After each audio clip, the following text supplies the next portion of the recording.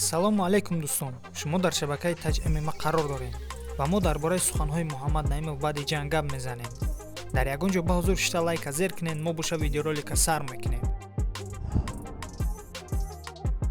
чӣ хеле ки ба ҳамаи мо шумо маълум аст, Муҳаммад Наимов дар турнири Titan Fighting 72 рақиби амрикои худша дар охири раунди якум бо усули боғӣ кардан шикаст дод ва пас аз муҳориба Муҳаммад Наимов ба тарафи камера нигоҳ карда ба президенти ташкилоти UFC Dana White муроҷиат кард. Сараввал видеоро тамошо мекунем, баъд давом метем. Looking to be the first UFC fighter ever from your country. You're one step closer tonight. Beautiful first round arm triangle choke. How are you feeling tonight? First of all, salam alaikum. Good evening, everyone.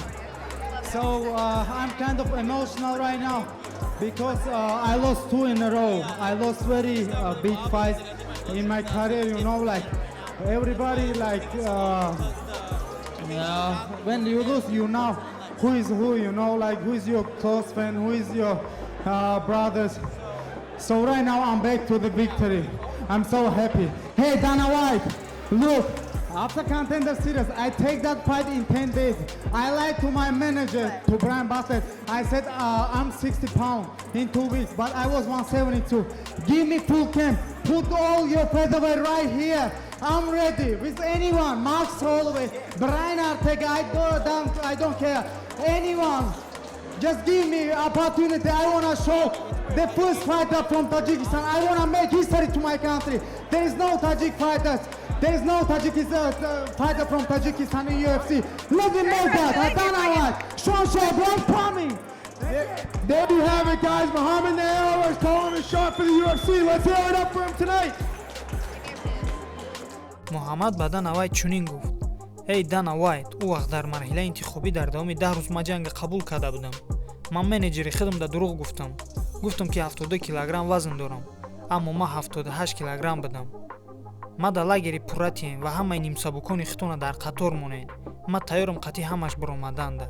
Макс Холлоуэй, Брайан Ортега фарқ надорад. ма дар ин имконията битем. Дар UFC ҳоло ай Тоҷикистон ягон ҷанговар нест. ман мехоҳам якум бошам ва таъриқа барои ватани худам созам. ин кора карданда ма дар имконият битем. Dana White, Sean Shelby, ма омадестам». албатта ба фикри ман шахсан бояд ҳар як ҷанговари тоҷике ки дар майдон давлати моро муаррифӣ мекунад, мисли Муҳаммад бояд рафтор кунад, агар ба шарте ки орзуи дар ташкилоти UFC ҷанг кардана дошта бошад. хусусан баъди ҷангҳо бояд анамхи хита муаррифӣ кунӣ, на ин ки ба номи ҳама сипосгузор бошӣ. дӯстон, шумо чӣ фикр доред? худи ҳозир шумо метавонед фикротонро дар бораи Муҳаммад ва дигар ҷанговарои тоҷик дар комментария нависед. ман ҳамаша мехонам ва беҳтариношда лайк мемонам. албатта насиб дар ташкилоти UFC якумин тоҷика дидан дар рӯзҳои кам монда. худи ҳозир дар амрико Муҳаммад Наимов, Муин Ғафуров, Лоиқ Раҷабов, Некрӯз Мирхоҷаев ҳастанд ки метавонанд дар ташкилоти беҳтарин яъне UFC баромад кунанд. аммо ҳамаша вақт нишон метаҳад. дар ҳамин мо видеоролика ба анҷом мерасонем. дӯстон, ба шабакаи мо обуна шавед, лайқати моро дастгирӣ кунед, зангулачаро барои видеоролики оянда гирён кунед, то ки бехабар намонед. ма бо шумо паси видеоролики навбатӣ мешавам. ба наздикӣ вомехӯрем. хайр. Ay Tojikistan, Hamadan salom, Mardo Iloi, Bacho Tojik, Ay Tojikistan.